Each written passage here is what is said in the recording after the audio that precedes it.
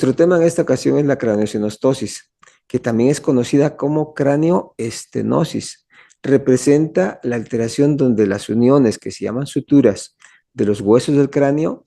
se cierran y se calcifican en forma anticipada a su tiempo habitual, en una o más partes, en una o más suturas de la parte superior o de la base del cráneo,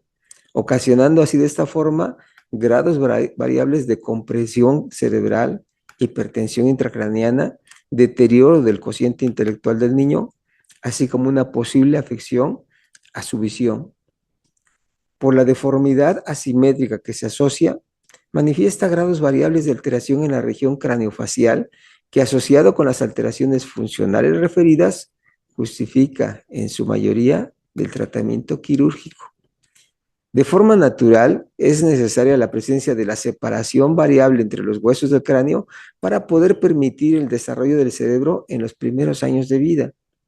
En caso de no haber esa potencial condición de poder aumentar el espacio dentro del cráneo, el cerebro se verá entonces limitado a mantener un volumen específico que le impida su desarrollo natural. El crecimiento de los huesos del cráneo es impulsado principalmente por el crecimiento expansivo del cerebro. El cerebro crece rápidamente en el útero y durante los primeros 3 años de vida. Un bebé nacido con tiempo de embarazo normal tiene casi el 40% de su volumen cerebral del adulto, que aumentará al 80% a los 3 años y al 90% ya a los 7.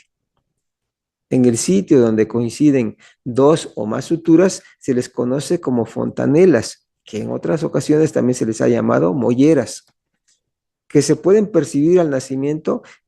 al momento de tocarlo con una consistencia blanda cuando se palpa el cráneo del bebé, en especial las dos que tienen una mayor dimensión, una en la parte superior y otra en la región posterior, existiendo otras de menor tamaño en las partes laterales y otras que están en la base del cráneo, que no las podemos tocar. Esas estructuras tienen desaparición por la calcificación de una manera progresiva de su consistencia blanda en momentos particulares como parte del proceso natural del crecimiento del cráneo.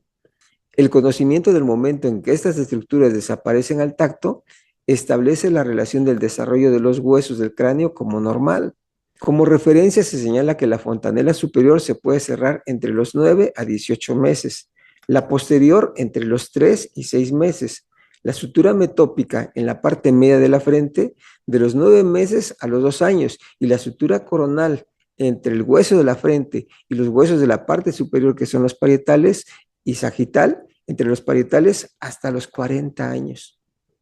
Así, el médico que al momento de tocar al bebé identifica que alguna estructura está cerrada con anticipación, ya podrá considerar la alternativa de un cierre prematuro. La maduración de la sutura se produce en general a los 12 años, pero su finalización continúa hasta la tercera década de la vida y un poco más. La craneosinostosis puede presentarse en una forma aislada hasta un 80%, o bien como parte de un síndrome asociado con enfermedades o alteraciones orgánicas variadas hasta en un 20%. Su prevalencia anteriormente se establecía de un caso por cada 2,000 nacimientos, pero estudios recientes nos están demostrando estimaciones cada vez mayores. Cuando la alteración afecta a una sola sutura,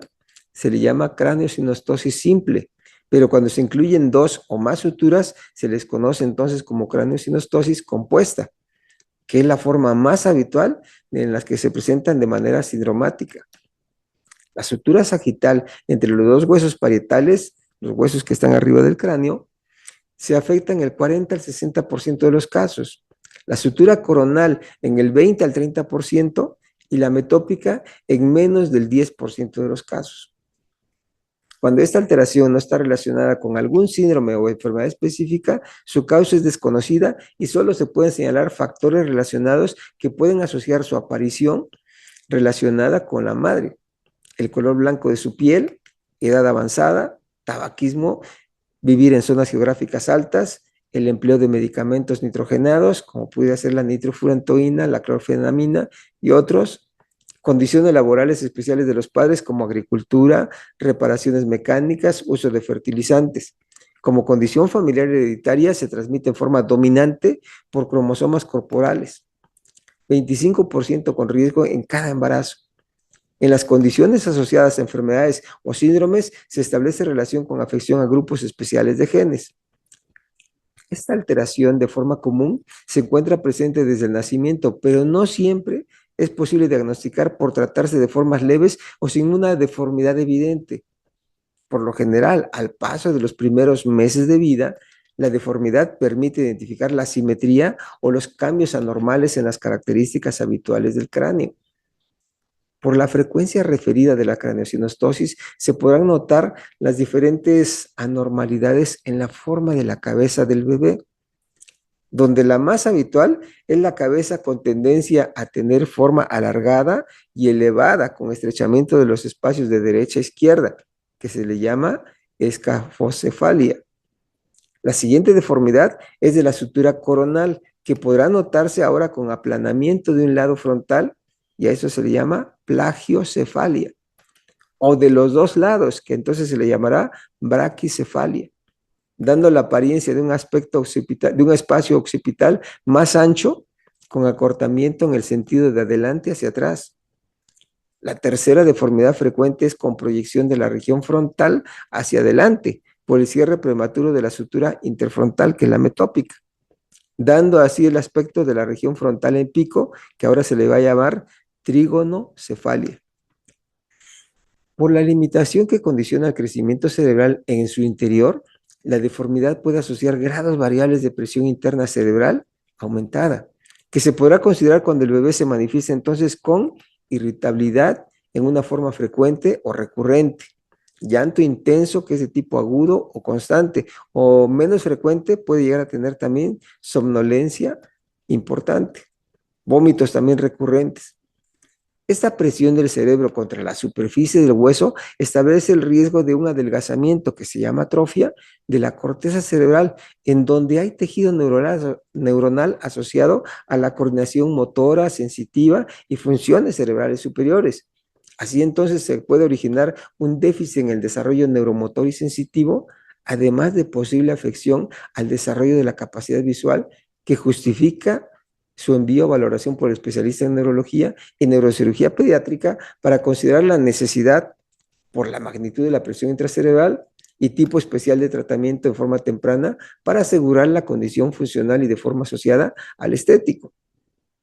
Cuando la intervención reparadora necesaria se realiza después del primer año, el pronóstico funcional es malo por notar una disminución del cociente intelectual, aproximadamente de 30 a 40 puntos.